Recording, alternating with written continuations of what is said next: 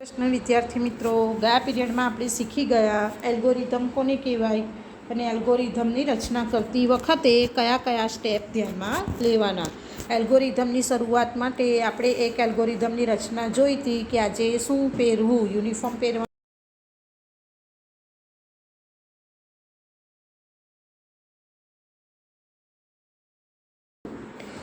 ટેલિફોનની જે ડિરેક્ટરી હોય જેમાં બધા ટેલિફોન નંબર સ્ટોર કર્યા હોય એમાંથી કોઈક નામથી શરૂ થતો નંબર શોધવો. એસથી શરૂ થતું નામ હોય, દાખલા તરીકે શ્રીકાંત નામ છે તો એમનો ટેલિફોન નંબર આપણે શોધવાનો છે. શામાંથી? ટેલિફોન ડિરેક્ટરીમાંથી.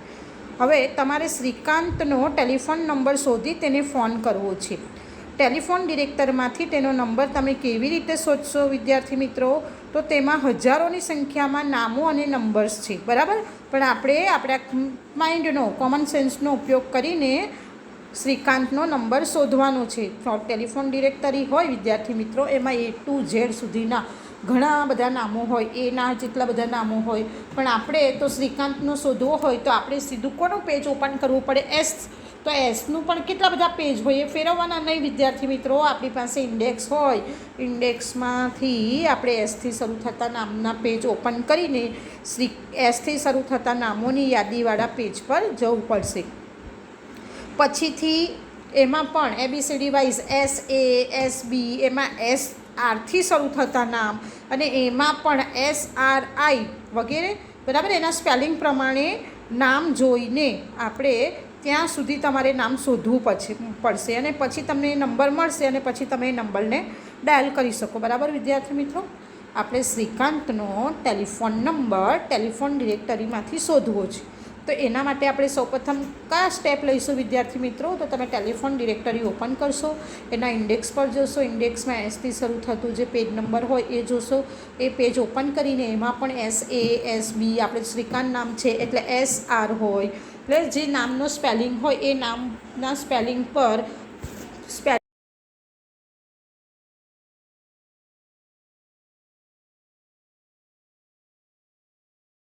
તો હવે આ જ જે મેટર છે એને આપણે એક આકૃતિ દ્વારા સમજીએ. બિગિન એટલે શું વિદ્યાર્થી મિત્રો? બિગિન એટલે શરૂઆત. બિગિનનો ઉપયોગ શાના માટે થાય વિદ્યાર્થી મિત્રો? શરૂઆત કરવા માટે. આપણે એલ્ગોરિધમની શરૂઆત કરવી હોય વિદ્યાર્થી મિત્રો તો સૌ પ્રથમ આવે બિગિન. શું આવે? બિગિન. બિગિન એટલે એલ્ગોરિધમની શું થાય? શરૂઆત થાય. આ એલ્ગોરિધમની શરૂઆત કરવા માટે શાનો ઉપયોગ થાય? બિગિન. હવે બિગિન પછી આવે છે વિદ્યાર્થી મિત્રો, બિગિન પછી આવે છે search the directory. Search the directory એટલે શું? ટેલિફોનની ડિરેક્ટરી શોધવી. પછી આવે છે ફાઇન્ડ શ્રીકાંત, એટલે કે એમાંથી તમારે શ્રીકાંતનો સ્પેલિંગ અહીંયા SARIKANT એ શોધવાનો છે.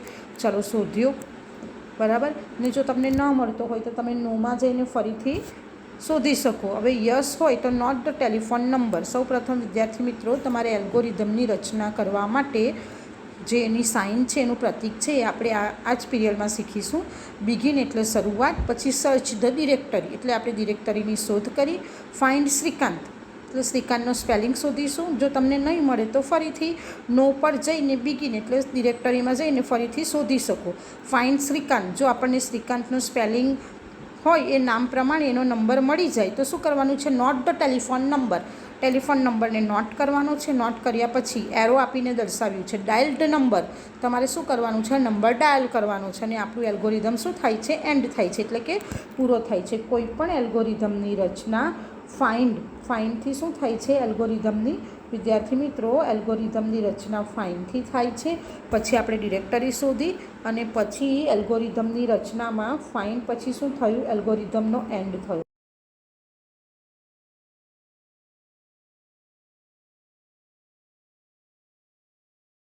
સિમ્બોલથી શું થાય છે? એન્ડ થાય છે. કોઈ ચોક્કસ નિર્ણય પર પહોંચવા માટે, કોઈ સમસ્યા ઉકેલવા માટેની સમગ્ર પ્રક્રિયા વાંચવા કરતાં આપણે એને આકૃતિ દ્વારા સમજવું ઘણું સહેલું પડે છે. આ આકૃતિને શું કહેવાય છે? Flow chart. વિદ્યાર્થી મિત્રો કોઈ પણ પ્રક્રિયા હોય એના ચોક્કસ નિર્ણય પર આપણે પહોંચવું હોય તો સમસ્યા ઉકેલવા માટે વાંચવું હોય એના કરતાં આપણે એને આકૃતિ દ્વારા સરળતાથી સમજી શકીએ છીએ. હવે આ આકૃતિને શું કહેવાય? ફ્લોચાર્ટ. ફ્લોચાર્ટ વિશે આપણે વધારે માહિતી જોઈએ. ફ્લોચાર્ટ એટલે શું વિદ્યાર્થી મિત્રો? એની ડેફિનેશન છે પ્રમાણભૂત પ્રતીકોનો ઉપયોગ કરીને પ્રક્રિયા સમજાવતી આકૃતિને ફ્લોચાર્ટ કહે છે. વિદ્યાર્થી મિત્રો, પ્રમાણભૂત પ્રતીકોનો ઉપયોગ કરીને પ્રક્રિયા સમજાવતી આકૃતિને ફ્લોચાર્ટ કહે છે. ચાલો હવે જોઈએ. ફ્લોચાર્ટ સમગ્ર પ્રક્રિયાને આરંભથી અંત સુધી દર્શાવે છે. હમણાં આપણે જોયું આ જે આરંભ હતો એ બિગિન અને એન્ડ એટલે શું? અંત. તો ફ્લોચાર્ટ સમગ્ર પ્રક્રિયાને આરંભથી અંત સુધી દર્શાવે છે, જેમાં ઇનપુટ, પાથવેઝ, સર્કિટ્સ, પ્રક્રિયા અથવા નિર્ણયના તબક્કા અને છેલ્લે આઉટપુટનો સમાવેશ થાય છે. આઉટપુટ એટલે શું? આપણું રિઝલ્ટ. સૂચનાઓની માર્ગદર્શિકા કે વિગતવાર પૃથક્કરણ અને વર્કફ્લોની અનુકૂળતા નક્કી કરવા માટે ફ્લોચાર્ટનો ઉપયોગ થઈ શકે છે. સૂચનાઓની માર્ગદર્શિકા કે વિગતવાર પૃથક્કરણ, આપણે કોઈ પણ સમસ્યા ઉકેલવી હોય તો એને સ્ટેપ બાય સ્ટેપ ઉકેલવા માટે પહેલાં વિગતવાર એનું પૃથક્કરણ કરવું પડે અને એના વર્કફ્લોની અનુકૂળતા નક્કી કરવા માટે ફ્લોચાર્ટનો ઉપયોગ થાય છે. હવે જોઈએ ફ્લોચાર્ટમાં વપરાતા પ્રતીકો. આન્સી. આન્સીનું આખું નામ છે American National Standard Institute. ANSI American National Standard Institute એ ફ્લોચાર્ટના ઉપયોગમાં લેવાતા પ્રમાણભૂત પ્રતીકો નિશ્ચિત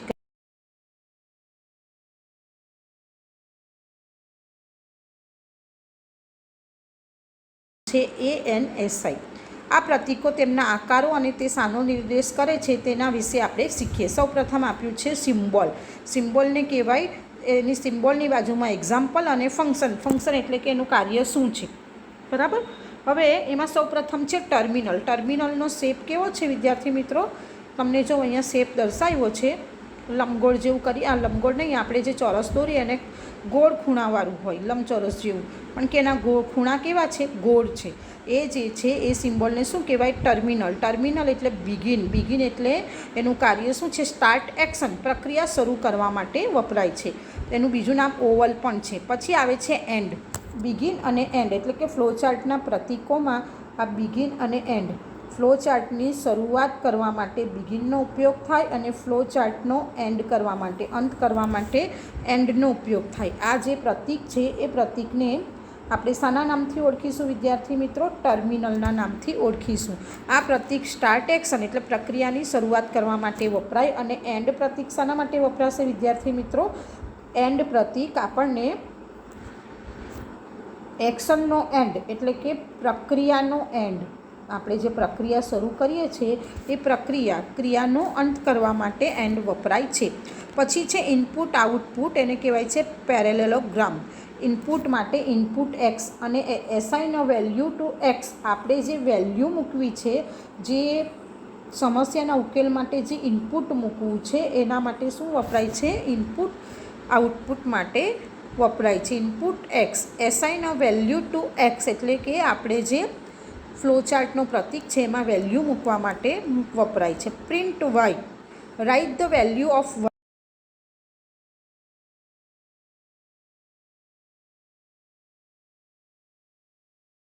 તો એને શું કહેવાય? પ્રોસેસ એટલે પ્રક્રિયા, બરાબર. ગુજરાતીમાં જેને પ્રક્રિયા કહેવાય, ઇંગ્લિશમાં એને શું કહેવાય? Process.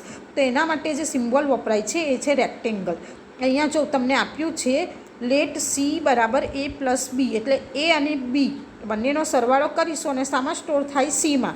At the value of a and b and the store the result in c. એનો મિનિંગ શું થાય વિદ્યાર્થી મિત્રો? કે કોઈ પણ બે સંખ્યા છે, એ બે સંખ્યા વચ્ચે સરવાળો કરવો હોય તો સરવાળાના પ્રતીક માટે તમારે એ પ્લસ બી, બરાબર. એ પ્લસ બી એટલે શું? એની વેલ્યુ અને બીની વેલ્યુ. કોની વેલ્યુ? એની વેલ્યુ અને બીની વેલ્યુ. દાખલા તરીકે વિદ્યાર્થી મિત્રો, તમે એ વત્તા બી આ બે વચ્ચે સરવાળો કરો તો એનો જે જવાબ હોય એ શામાં સ્ટોર થશે? સીમાં થશે. તો એના માટે શું વપરાય છે? રેક્ટેંગલ એટલે પ્રોસેસ, પ્રક્રિયા કરવા માટે. પછી આપ્યું છે ડિસિઝન એટલે કે ડાયમંડ. કોઈ કન્ડિશન હોય, શરત હોય, તો એ શરતના બે ભાગ હોય, યસ અને નો, બરાબર. દાખલા તરીકે if X greater than Y then yes part is followed, otherwise no part is follow. Part એટલે રસ્તો. એક્સ ગ્રેટર ધેન વાય એટલે એક્સની વેલ્યુ વાય કરતાં વધારે છે. એક્સ ગ્રેટર ધેન વાય, બરાબર. જો એ પાઠના બે રસ્તા આપ્યા છે, યસ હોય તો એક એનો રસ્તો ને નો એટલે એનો બીજો વે. અહીંયા તમને શું આપ્યું છે વિદ્યાર્થી મિત્રો, જ્યારે કોઈ શરત હોય, શરત એટલે શું કે એક્સ બરાબર વાય આપ્યું હોય એટલે તો એ શું થાય, ઇક્વલ થાય. પણ એક્સ ગ્રેટર ધેન વાય. હવે આપણે એક્સ બરાબર 5 લઈએ અને વાય બરાબર શું લઈએ, 3 લઈએ. એક્સ ગ્રેટર ધેન વાય બરાબર. એક્સ બરાબર 5 લઈએ, 5 ગ્રેટર ધેન 3. તો 5 એ કેટલા થયા, એક્સની વેલ્યુ કેટલી છે, 5 છે.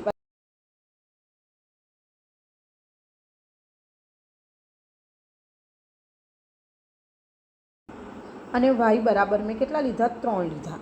અહીંયા ફરીથી લખું છું વિદ્યાર્થી મિત્રો, એટલે તમને ખ્યાલ આવે કે એનો ઉપયોગ કઈ રીતે થશે. તો એક્સ બરાબર મેં 3 લીધા અને વાય બરાબર 1 લીધા. બરાબર. હવે એક્સ ગ્રેટર ધેન વાય એટલે એક્સ ગ્રેટર ધેન વાય.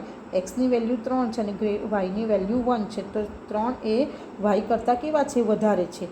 જો આપણો જવાબ યસમાં હોય તો એના પણ કેટલા પાઠ પડે છે, 2 પાઠ. આ યસનો જવાબ હોય તો આપણો વે આ બાજુનો થશે, અને જો આપણો જવાબ નોમાં હોય તો એનો વે ક્યાં થશે, નીચેની તરફ થશે. એટલે જ્યારે કોઈ કન્ડિશન હોય એટલે કોઈ શરત હોય તો એના માટેનો સિમ્બોલ કયો છે, ડાયમંડ. પછી આવે છે 5 નંબરમાં કનેક્ટર એટલે કે સર્કલ.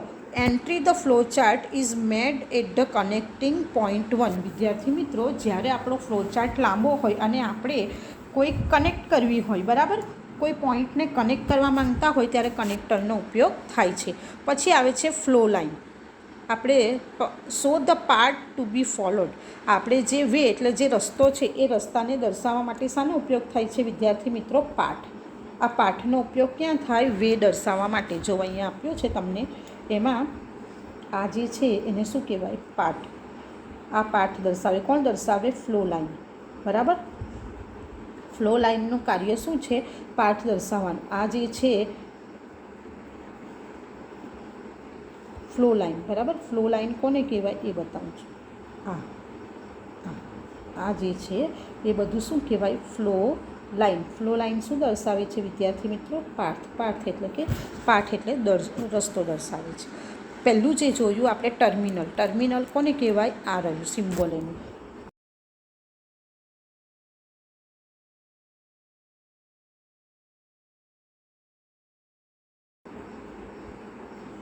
આ રહ્યું ટર્મિનલ. બરાબર.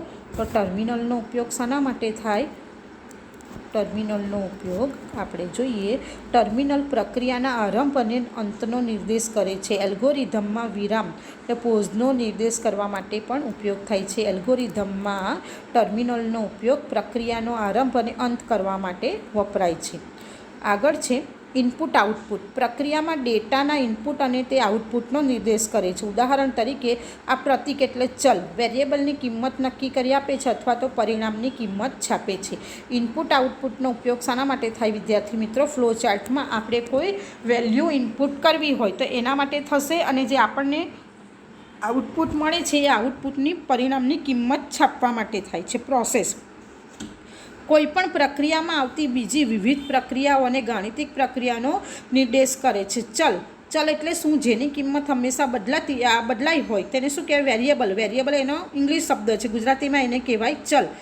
ચલની કિંમતનો નિર્દેશ કરવા માટે પણ પ્રોસેસનો ઉપયોગ થાય છે. વિદ્યાર્થી મિત્રો, પ્રોસેસ કોને કહેવાય, ઇનપુટ અને આઉટપુટ કર્યા પછી બે સંખ્યા વચ્ચે આ જે પ્રક્રિયા થાય છે એને શું કહેવાય, પ્રોસેસ. અને પ્રોસેસનું સિમ્બલ શું છે, રેક્ટેંગલ. આ જોયું આપણે ઇનપુટ અને આઉટપુટ માટેનું. પછી આવે પ્રોસેસ. પ્રોસેસનો ઉપયોગ શાના માટે થાય, આપણે જે ઇનપુટ અને આઉટપુટ આપ્યું હોય, બરાબર, એનો નિર્દેશ કર્યા પછી એની બંને વચ્ચે ગાણિતિક પ્રક્રિયા એટલે કે પ્રક્રિયા કરવા માટે, બે સંખ્યાનો સરવાળો હોય તો સરવાળાની પ્રક્રિયા કરવા માટે કે ગુણાકાર ભાગાકાર જે પ્રક્રિયા આપણે પ્રોસેસ કરવા માંગતા હોય તો એના માટે પ્રોસેસ એટલે કે રેક્ટેંગલનો ઉપયોગ થાય છે. પછી છે ડિસિઝન.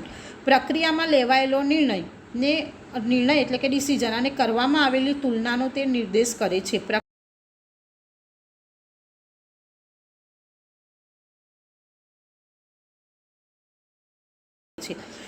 પ્રક્રિયામાં આવતા કેટલાક પગલાં કૂદી જઈને કોઈ ચોક્કસ પગલાં પર જવા માટે પણ તેનો ઉપયોગ થાય છે. વિદ્યાર્થી મિત્રો, આપણે ફ્લોચાર્ટમાં 1 થી 4 પગલાં લીધા હોય તો 2 કે 3 પગલાં કૂદી જઈને કોઈ ચોક્કસ પગલાં પર જવું હોય તો પણ તેનો ઉપયોગ થાય છે. આ પ્રતીકમાં ડેટા એક જ પોઈન્ટ પરથી દાખલ થઈ શકે છે, પણ એક કરતાં વધારે પોઈન્ટમાંથી બહાર જઈ શકે છે. એને કહેવાય ટુ વે બ્રાન્ચ. એક જ પ્રક્રિયામાંથી દાખલ થાય પણ 2 પ્રક્રિયામાંથી બહાર નીકળે છે. 3 વે બ્રાન્ચ, અહીંયા જો 3 વે બ્રાન્ચ થયું છે. એમાં શું થાય છે વિદ્યાર્થી મિત્રો કે આપણું જે ડિસિઝન હોય આ એક જ પ્રક્રિયાથી દાખલ થશે, પણ કેટલા વેમાંથી? 3 વેમાંથી બહાર નીકળે છે. જો એને શું કહેવાય? 3 વે બ્રાન્ચ. પછી છે મલ્ટિપલ વે બ્રાન્ચ. તમારી જે કન્ડિશન હોય એ કન્ડિશનમાંથી એક બાજુથી દાખલ થાય પણ કેટલા વે? મલ્ટિપલ, એકથી વધારે વેમાંથી બહાર નીકળી શકે એને મલ્ટિપલ વે બ્રાન્ચ કહેવાય. કનેક્ટર, મોટા ફ્લોચાર્ટના વિવિધ ભાગોને જોડવા માટે કનેક્ટરનો ઉપયોગ થાય છે. લાંબા પ્રોગ્રામમાં તર્કના પ્રવાહને જાળવવા માટે પણ તેનો ઉપયોગ થાય. વિદ્યાર્થી મિત્રો, આપણે ફ્લોચાર્ટ દોરતા હોઈએ તો એમાં ફ્લોચાર્ટના જુદા જુદા ભાગોને જોડવું હોય તો કનેક્ટરનો ઉપયોગ થાય. ઘણી વખત લાંબો પ્રોગ્રામ હોય તો લાંબા પ્રોગ્રામમાં આપણું જે લોજિક હોય એ લોજિકનો પ્રવાહ જળવાઈ રહે એટલા માટે પણ કનેક્ટર વપરાય છે. Flow line. ફ્લો લાઇન પ્રક્રિયાની દિશા અથવા આપેલી સૂચનાઓને જે નિશ્ચિત ક્રમમાં અમલ કરવાનો છે તેનો નિર્દેશ કરે છે. વિદ્યાર્થી મિત્રો, જે ફ્લો લાઇન હોય એ શું દર્શાવે છે? પ્રક્રિયાની દિશા અથવા આપણે જે સૂચનાઓ આપી છે નિશ્ચિત ક્રમમાં અમલ કરવાનો હોય ત્યારે તેનો નિર્દેશ કહે છે. ટૂંકમાં તે પ્રોગ્રામના પ્રવાહનો નિર્દેશ કરે છે. ફ્લો લાઇન શું કરે છે? પ્રોગ્રામના પ્રવાહનો નિર્દેશ કરે છે. બરાબર વિદ્યાર્થી મિત્રો, અહીંયા તમારો આ પીરિયડ પૂરો થાય છે. બીજા પીરિયડ